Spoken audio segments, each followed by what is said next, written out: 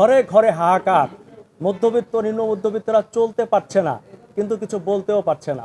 বাজারঘাট না করুক, নিজে একটা দামি পোশাক না কিনুক, কিন্তু বাচ্চার স্কুলের বেতন আর পুনর্ভর্তি ফি দিতেই হয়, কারণ আমাদের যে বাচ্চাটা ছাড়া আর কিছুই নাই। আর এই আবেগের কারণে আমাদের প্রতি বছর 10,000 কোটি টাকা পুনর্ভর্তির নামে নিয়ে যায় এই প্রতিষ্ঠানগুলো। আপনারা জানেন যে প্রতি বছর পুনর্ভর্তি করতে হয় আমাদের বাচ্চাদের। সারা বাংলাদেশে এটি একটা বিশাল জনদুর্ভোগ। আমাদের দেশের অধিকাংশ মানুষ মধ্যবিত্ত, নিম্ন মধ্যবিত্ত, এবং তাদের একমাত্র স্বপ্ন হচ্ছে বা একমাত্র সম্পদ হচ্ছে তার বাচ্চা, তার সন্তান। আর এই সন্তানকে মানুষ করতে গিয়ে, যেহেতু সন্তান আমাদের আবেগের জায়গা, তাই আমরা একেবারে নিঃশেষ হয়ে যাচ্ছি। ঘরে ঘরে হাহাকার, মধ্যবিত্ত নিম্ন মধ্যবিত্তরা চলতে পারছে না, কিন্তু কিছু বলতেও পারছে না। বাজারঘাট না করুক, নিজে একটা দামি পোশাক না কিনুক, কিন্তু বাচ্চার স্কুলের বেতন আর পুনর্ভর্তি ফি দিতেই হয়, কারণ আমাদের যে বাচ্চাটা ছাড়া আর কিছুই নাই। আর এই আবেগের কারণে আমাদের প্রতি বছর 10,000 কোটি টাকা পুনর্ভর্তির নামে নিয়ে যায় এই প্রতিষ্ঠানগুলো। আমরা এই অনিয়ম এবং অবৈধ ভর্তি ফিয়ের বিরুদ্ধে গত 25/1/2026 আমরা জনস্বার্থে একটি রিট পিটিশন করেছিলাম বাংলাদেশ আইন ও অধিকার এই সংগঠনের পক্ষ থেকে। এরপরে আমরা সেই রিটে আমাদের বিবাদী করেছিলাম সংশ্লিষ্ট মন্ত্রণালয়ের, অর্থাৎ শিক্ষা মন্ত্রণালয়ের সচিব, সহকারী সচিব, উপসচিব এবং প্রাথমিক গণশিক্ষা মন্ত্রণালয়, মাধ্যমিক ও উচ্চ মাধ্যমিক শিক্ষা বোর্ডের সবাইকে হাইকোর্ট থেকে, মহামান্য হাইকোর্ট থেকে নোটিশ পাঠানো হয়েছে। এবং আপনারা যারা সাংবাদিক ছিলেন, আপনারা ব্যাপক প্রচারণা চালিয়েছেন, জনসমর্থন হয়েছে এবং সারা বাংলাদেশের বিভিন্ন জায়গায় সভা সমাবেশ, সেমিনার পর্যন্ত হয়েছে।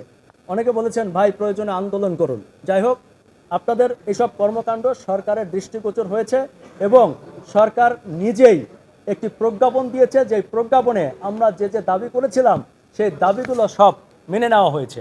আমার হাতে সেই প্রজ্ঞাপনটি আছে, যেখানে একটা স্কুল কিভাবে পরিচালিত হবে, এই স্কুলটার প্রধান গভর্নিং বডি কিভাবে হবে, ভর্তি ফি কত হবে, কত টাকা নিতে পারবেন, কি ফি নিতে পারবেন, কি ফি নিতে পারবেন না, টোটালটা এই প্রজ্ঞাপনে সরকার দিয়েছে। এটি 9 তারিখে সচিব রেহানা পারভিন স্বাক্ষর করেছেন এবং এটা আমরা গতকাল হাতে পেয়েছি, আজকে আপনাদেরকে জানালাম।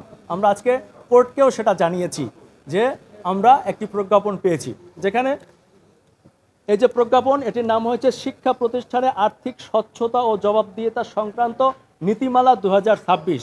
এখানে শিক্ষা জবাবদিহিতা, কর্মচারীদের আচরণ কি হবে, পরিচালনা কমিটি কি হবে, ভাউচার কিভাবে হবে, বেসরকারি শিক্ষা প্রতিষ্ঠান কিভাবে চলবে, বেসরকারি আয় ব্যয় কিভাবে হবে, রসিদ কিভাবে নিবন্ধিত হবে, শিক্ষকদের বেতন ভাতা কি হবে, সাধারণ ব্যাংক হিসাব কিভাবে হবে, আপনি টাকা কিভাবে নেবেন, কিভাবে ব্যয় করবেন, ডিটেলস দেওয়া আছে। সেখানে 11 পৃষ্ঠার একটি প্রজ্ঞাপন আছে। আপনাদের সবাইকে প্রজ্ঞাপনটি দিব, আপনারা ভালো করে পড়ে নেবেন। তবে আমি যে পয়েন্টটি সবচেয়ে আপনাদেরকে এখানে শর্টলি উল্লেখ করতে চাই, যেখানে 5-এর ধারায় একটি কথা সরকার আবারও ডিক্লেয়ার করেছে, সেটি হচ্ছে কোনো প্রতিষ্ঠানে ভর্তিরত কোনো শিক্ষার্থীর নিকট থেকে কোনোভাবেই পুনর্ভর্তি ফি নেওয়া যাইবে না। অর্থাৎ আমরা যেটা চেয়েছিলাম সেটি স্পষ্ট ঘোষণা দিয়েছে এবং বলেছে কোনোভাবেই নেওয়া যাবে না। তবে টিউশন ফি নেওয়া যাবে। আমরা টিউশন ফি বলতে বোঝাচ্ছি মাসে যে বেতনটা দেন সেটি। এখানে এখন আপনারা প্রশ্ন করতে পারেন, এই প্রজ্ঞাপন এটি কি বাস্তবায়ন হবে? প্রতিষ্ঠানটা কি এটা মানবে কি মানবে না? সে ব্যাপারেও এখানে নির্দেশনা দেওয়া আছে। এখানে বলা আছে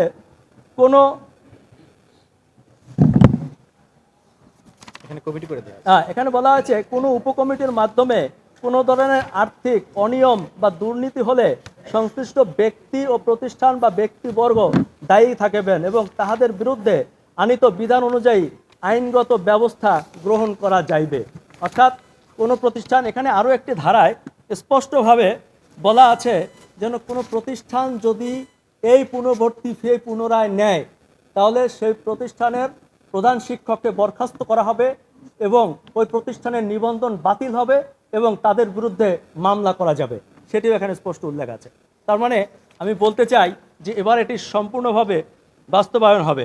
এখানে আরও একটি কথা এই প্রজ্ঞাপনে উল্লেখ করা আছে যে অন্য কোনোভাবে বা অন্য কোনো নামে শিক্ষার্থীদের নিকট থেকে অর্থ আদায় করা যাবে না। আপনাদেরকে আগেই বলেছিলাম যে আমাদের স্কুলগুলো বিভিন্ন ফি নেয়, হ্যাঁ, উন্নয়ন ফি, বিল্ডিং ফি, ফ্যান ফি, এসি ফি, রিলেশন ফি, এবং যারা বাচ্চারা, ছোট ছোট বাচ্চারা যারা স্কাউট সম্পর্কে কিছু জানে না, তাদের কাছ থেকে স্কাউট ফি এবং নানা ধরনের ফি নেওয়া হয়, যেটি বাচ্চাদের উপর বর্তায় না।